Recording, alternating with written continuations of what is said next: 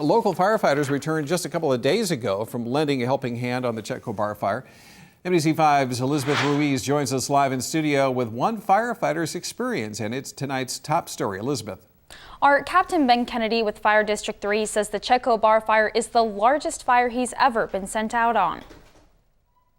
You can just see how big the fire really is. The Chetco Bar Fire, consuming at least 128,000 acres of land so far and requiring the state to call in resources from all over the West Coast. I believe it's the first time it's had resources from Washington and California actively fight in the state of Oregon. Captain Ben Kennedy is a part of the Rogue Valley Task Force that was sent to the fire for 8 days. The 17-member group is made up of firefighters from Medford, Ashland, Illinois Valley, and both fire districts 3 and 4. Our main function was to help put the fire out and then also just make sure the fire wasn't going to burn down more houses. It's the largest beast of a fire he says he's ever been sent out on.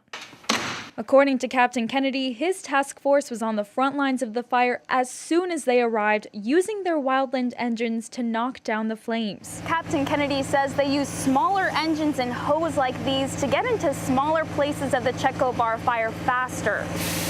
Ashes and layers of smoke filled the air as the task force worked on the fire. He says the people in Brookings and surrounding areas were concerned for their homes. I think they were pretty frightened initially. Then after all of our resources showed up, they realized that they had a lot of resources and a lot of help.